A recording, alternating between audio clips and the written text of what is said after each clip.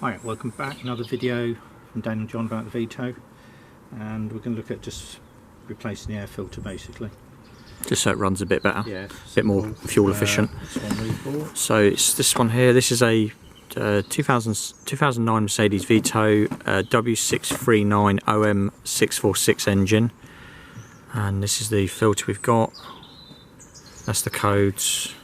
I'm just going to show you how easy it is to do this, just in case you think about doing it. You need a flathead screwdriver, and you'll need a T25 torx socket, yeah, or screwdriver, whatever you've got. Loosen that off, and it's easy to take this off and do it.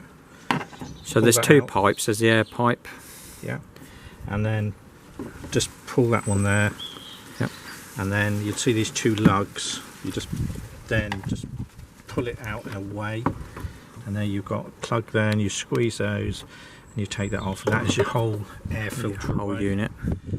And then it's literally, so we'll show you this bit. So you've got your T25 torx. So it's got a few screws on this. Might be worth cleaning them up, put a bit of WD-40 on it if it's not come off. Yeah. I would also put a bit of electrical contact clean on this plug as well for the mass airflow sensor. These are just while you've got it off. These are jobs you can do yourself. What I find easy sometimes is just to loosen them and just undo them with that. Great. Little bit of an extension bar, yeah. And those screws actually stay in there, they do. And it's actually hinged at the back as well. So normally you can just pop the lid off a car and van and replace it.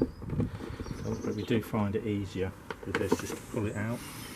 And we've had it off before to check the air filter, but we couldn't get hold of one straight away. So yeah, we had to wait for it to come in. They didn't have it on the shelf. We've sort of just replaced the serpentine belt on this van. Yeah, we just made a video about the drive belt as well, service part.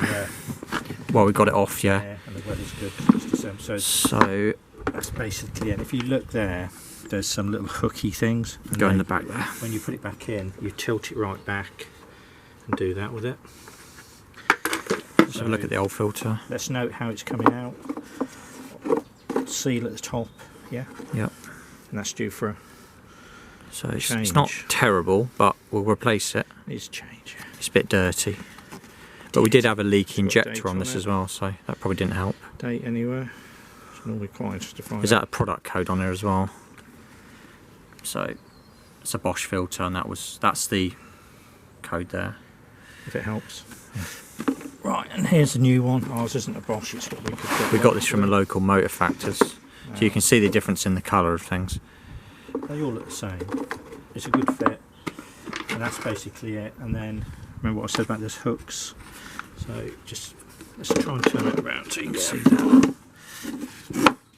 So you just need to tilt it back, guide it in each end, and then push down. He says the new filter will probably have quite a bit more give on the rubber seal as well. So it's not quite gone in there. Now whether that's down to the manufacturer or filter, I'm not sure. The screws will go in there. Let's see if the screws will go in. Well, it's going to be a tight fit. That might be why it's worth buying things like Bosch parts and things like that, because they probably fit a lot better. So let's have a quick look at this, because if you buy one of these you'll probably have the same problem. So it looks like it just needs pushing on the inside of this piece of plastic. That's probably all it is. Sort of sticking. So it needs to be pushed down into it. Yeah. That's all that was the problem. It's a little bit. So just go all round. Go all the way round and push it in like John says. See there, the gap there. I think it's more in. Yeah, it's not the best of fits, this, I would say. So it's got to be in this channel basically. It can't be. Front, it's struggling a bit to go. You really do need to give it some welly, which is. Let's see how we get on now. Looks like it would fit a little bit better. Oh, that does fit better. That's the trick, just to make sure it's pushed in. So it's got to look like that, basically. Yeah. because obviously you don't want to put your screws in and it cracks the plastic above it. It might be just like a couple of mil out, if that, a mil out.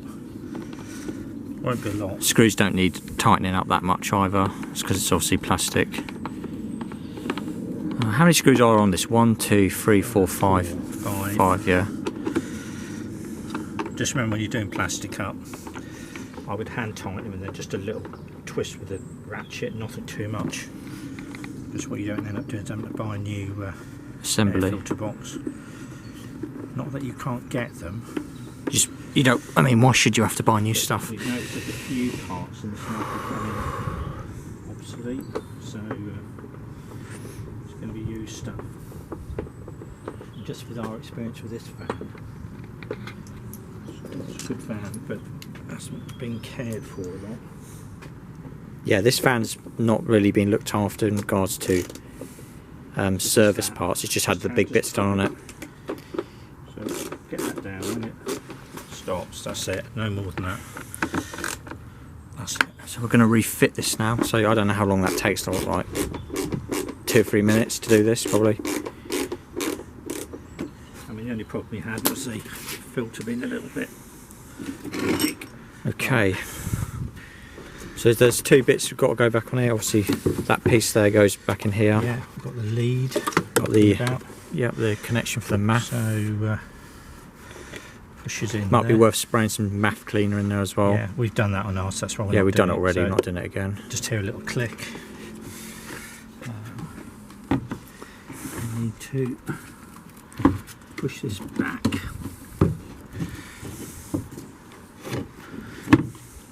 We've got this big cable in the way there. I think some work's been done on this. It's sort of in the way all the time. You see these bits here? Goes in there like that. These out. You see these here? Yeah. They go over there. Yeah. Just so you know, yeah. So if you're there. That just sits literally in there. And then I would push that down. Make sure you can get to your screw. Jubilee clip. Yep. Make sure it's all the way to that plastic rim. Yeah. It's a tendency just to right. Then you've got your clamps, little plugs there.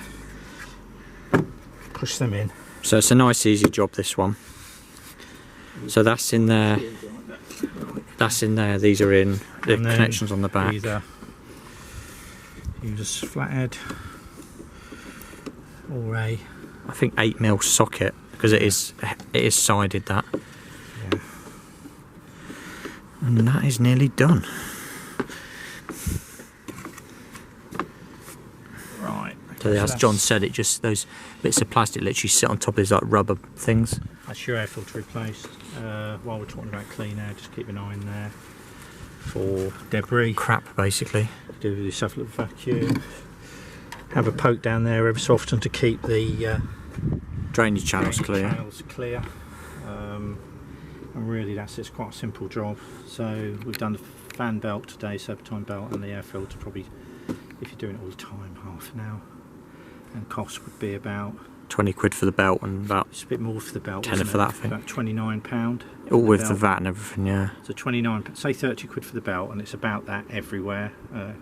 And £14–15 for the filter. So if you said £40, if you're doing it yourself, even, I think it's so expensive. So that should last us for a fair while. Yeah, that'll last for ages. Yeah, depending on your environment with the air filter. Anyway, this makes your van run a little bit better, and you've learned a little bit from us. And we do our videos, like I keep saying, more to help people in real life situations. You can see on the drive. Thumbs up is always appreciated, and you could subscribe. That's nice as well, because it helps our channel move along a bit with YouTube. Anyway, thanks for watching.